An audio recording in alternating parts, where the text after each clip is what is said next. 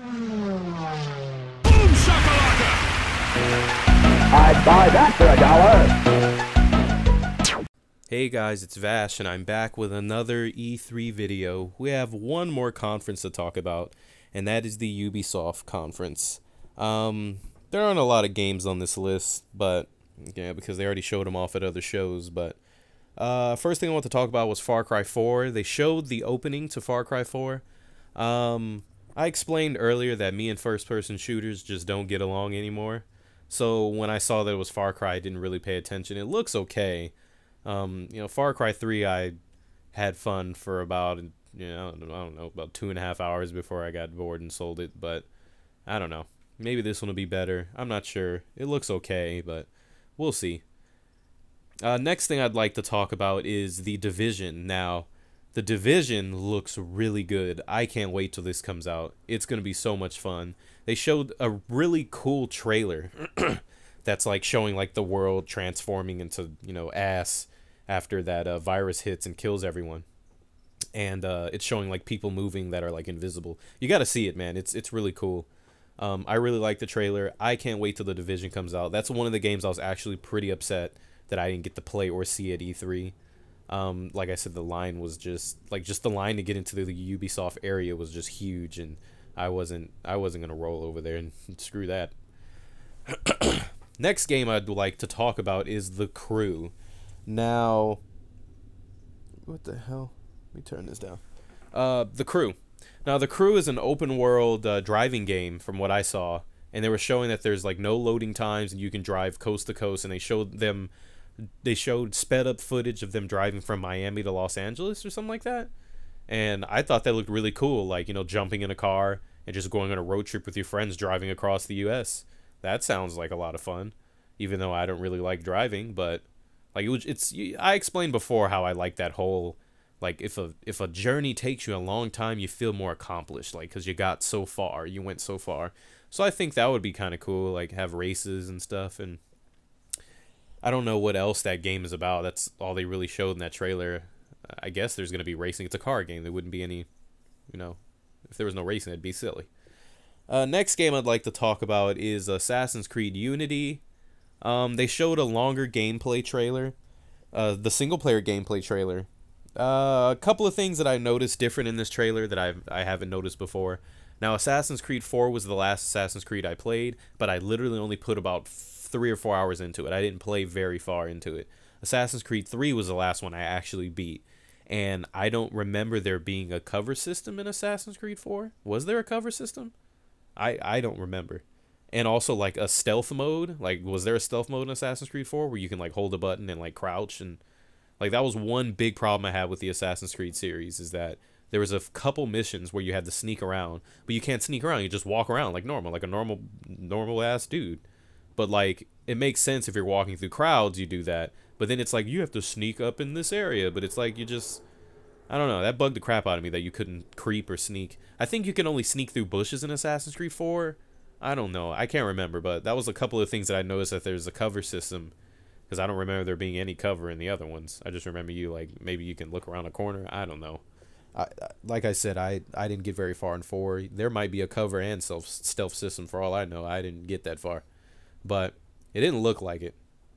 Those are just the two things that I noticed different. Also, how the main character is really squirrely when he moves. Like, he does a lot of flips and spins, and be jumping all over the place like a cat nipped out kitten. So I thought that was pretty cool. Next game I'd like to talk about is Valiant Hearts: The Great War. This game looks like a lot of fun. It's one of those really like artsy games. I remember them saying that it's made with the same like engine as the Rayman series, so it's got like that really nice cartoon look. I guess the game takes place from the dog's point of view, because it's like the dog telling the story of all the people that he was with, and I think it's like 4 people he was with, and like it looked really interesting. I can't wait. The game looks like a lot of fun. I think it actually comes out next month, I believe. So I'll definitely be picking that up. It looks like fun. I'm gonna give it a chance and play it. Last thing I'd like to talk about is the Rainbow Six Siege multiplayer demo that they had up there. Rainbow Six. There hasn't been a Rainbow Six game in a very long time. I remember the last time I played a Rainbow Six game was I was playing with Zen and Nitsua, because that's who I always play games online with. No, I take that back, because I used to play it on when it went free on Xbox Live. I downloaded it because I didn't have the game anymore, and I was playing it online with Chrono and Ultra Nick for a while. But before that, that was a lot of fun. But the main memories I have is just playing Rainbow Six Vegas, playing the shit out of that terrorist hunt. That was so much fun. I didn't like playing the normal play, the normal game, like the normal game online. I don't even think I touched the single player, and I didn't like playing, competitive online, because like I liked wearing a lot of armor, because I for some reason thought that you didn't die as fast, but you still kind of died the same way.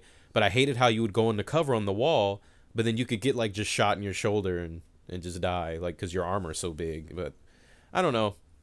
You know me in first-person shooters. I can honestly say, unless it's like Mirror's Edge or something, but you can't even call that a first-person shooter.